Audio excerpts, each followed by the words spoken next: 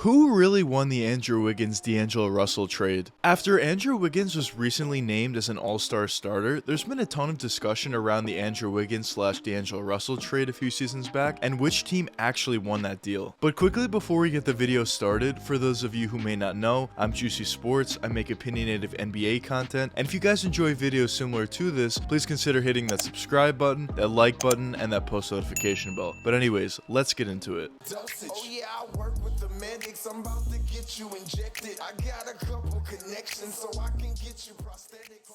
Both D'Angelo Russell and Andrew Wiggins are certainly very good young players at this point. Both of these guys are very talented offensively and have the ability to score the basketball in many different ways, which is critical for the new age NBA. But before we can actually determine who won this trade between D'Angelo Russell and Andrew Wiggins, there's a few steps that we need to go through. The first step is actually looking at the trade details. The Golden State Warriors sent over D'Angelo Russell along with Jacob Evans and Omari Spellman to Minnesota in exchange for Andrew Wiggins, a first round pick, and a second round pick. Now, although there is a bunch of different aspects to this trade, the main parts of this trade are obviously Wiggins, D'Lo, and the first round pick. But the next step to determining who actually won this deal is looking at both of the main guys in Wiggins and D'Lo and breaking down their games individually. So let's first start with Andrew Wiggins. So talking about Wiggins' three-point shooting ability, of course throughout his NBA career for the most part, he wasn't necessarily known as a three-point shooter, and he was actually known for struggling from that three-point range. But now currently with the Warriors, he's certainly improved pretty significantly, and from that three-point range, he has the ability to catch and shoot from that three-point area, has the ability to cross over into a three-point jump shot, sidestep, step back, even has somewhat of a pull-up three-point jump shot within his game, and overall from that three-point range, he has all the abilities that you would ever need. And he's also seen a major improvement in terms of efficiency. This season, Wiggins is shooting over 41% from three, which is absolutely crazy considering in Minnesota, he was only shooting around an average of 32% from deep, and always struggled with his three-point percentage throughout his NBA career. But now talking about Wiggins' mid-range shooting ability, this was certainly something that he was known for, being a very good mid-range shooter basically throughout his whole NBA career, and certainly at this point he's no different. From that mid-range area, he has a very nice pull-up mid-range jump shot, he has a pretty nice post turnaround fadeaway as well, which he uses very effectively due to his fantastic athleticism, pretty good wingspan, and pretty good footwork as well. He also has a decent catch and shoot mid-range jump shot, sidestep, step back, basically everything from that three-point range he also has in his mid-range jump shot, but just at a higher percentage. But now talking about Wiggins' driving and finishing ability, this is obviously the best skill he has within his game,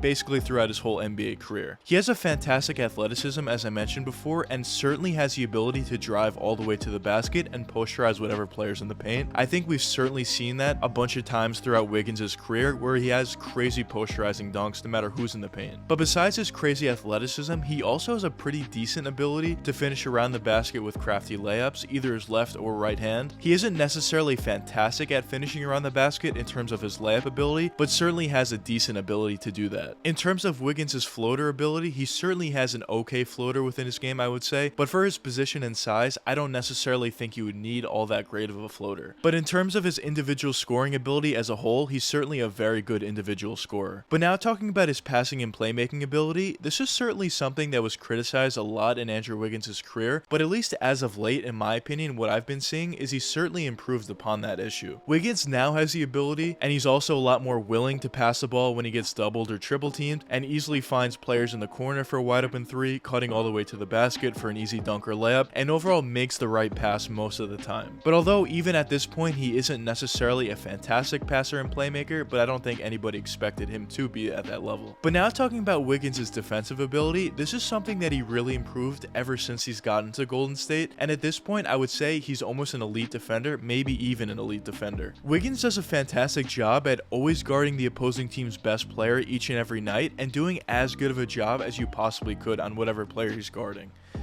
He also does a pretty good job at playing decent off-ball defense, getting in the passing lanes, getting some poke steals, and overall on the defensive side, Wiggins is exactly the type of player you want on your team. Honestly, I think at the time of the deal, when Wiggins was still on the Timberwolves, I think he was certainly a player with a ton of talent, but he didn't necessarily fulfill that potential all that well, in my opinion at least. He was putting up decent numbers, but wasn't necessarily super efficient, but ever since he's gotten to the Golden State, I think he's improved in so many aspects of his game, and certainly at this point, point, I would say he's a much better player now with the Warriors than he ever was in Minnesota. But now let's talk about D'Angelo Russell. So first let's talk about D'Lo's 3-point shooting ability. So basically throughout D'Lo's whole entire career, he was always known as an above average 3-point shooter and has a lot of abilities from that 3-point range. So of course D'Lo has the ability to catch and shoot from that 3-point area, has the ability to cross over, sidestep, step back, also has a very good pull-up 3-point jump shot as well within his game, which is very effective, especially in the pick and roll or pick and pop offense. But basically from that 3-point range, D'Lo has every ability you would ever need. But now talking about D'Lo's mid-range shooting ability, he also obviously has all the abilities he had from that 3-point range in terms of the catch and shoot, sidestep, step back, crossover, also has a very nice pull-up mid-range jump shot. But something that separates D'Lo from a lot of other point guards is at that 6'5" size, he has a very nice ability to be able to hit that post turnaround fadeaway within his game. And this is obviously very unique for the point guard position because you don't necessarily see a lot of point guards taking this shot. And I think this is something that D'Lo does fantastically due to the fact obviously that he's 6'5" with a pretty good wingspan and also has fantastic footwork. D'Lo also has a pretty nice floater within his game, which I mentioned in a lot of my videos, but I think it's very important, especially as a point guard, to have a very nice floater within your game, especially if you're running the pick and roll or pick and pop offense a lot. It really gives you a nice opportunity to get some easy points in the lane, and I think D'Lo does that fantastically. But now talking about D'Lo's driving and finishing ability, D'Lo certainly has the ability from time to time to get some posterizing dunks or getting some nice dunks around the basket, but he isn't necessarily a guy that's super athletic and is going to do this very often. Mostly once D'Lo gets all the way to the basket, what he does is he finishes around the basket with crafty layups. Of course, he has the ability to finish with his left hand, which is his dominant hand, but he also has the ability to finish with his right as well. And overall, I would say once driving all the way to the basket, D'Lo certainly has a decent ability to finish around there. But besides his individual scoring ability, D'Lo also has a fantastic ability to pass and play make. We've seen basically throughout his whole NBA career, and especially in college, D'Lo has a fantastic ability to take the ball at the top of the key, maybe do a little bit of a post up, and just survey the defense and always find the wide open guy, either cutting all the way to the basket, maybe in a corner for a wide open catch and shoot 3-point shot, and overall setting up his teammates very effectively. Also, as I mentioned before, he runs a pick and pop / pick and roll offense very effectively, and overall in terms of his passing and playmaking ability, he certainly is one of the better players in the NBA at that, in my opinion at least. So now that we got all that out of the way, let's actually look at the trade and see who won. So as I mentioned before in the video, the only real parts that matter to this, at least to me personally, is D'Lo, Andrew Wiggins, and that first round pick that turned into Jonathan Kuminga. So out of the two players, D'Lo and Wiggins, of course, as I mentioned before, I thought at the time D'Lo was certainly by far the better player, and the Timberwolves certainly won that trade offer. But honestly, now at the time of recording this video, I think the fact that D'Lo has certainly gotten worse ever since getting to Minnesota, mostly due to the fact that he's been injured so much, but of course part of your ability is your availability. I think that fact, along with the fact that Andrew Wiggins has basically improved in every aspect of his game ever since getting to Golden State, I think the Warriors certainly won this trade deal. Also considering the fact that the Warriors did get Jonathan Kuminga as well, which in my opinion, I think he has tremendous potential going forward. Of course, things could always change, but currently at the time of recording this video, I think Golden State certainly won this trade. But anyways, let me know what you guys think in the comments. Who do you think won this trade in your opinion? But anyways, I hope you guys enjoyed the video, and if you did enjoy, check one of these two videos popping up now, and until the next time, peace out guys.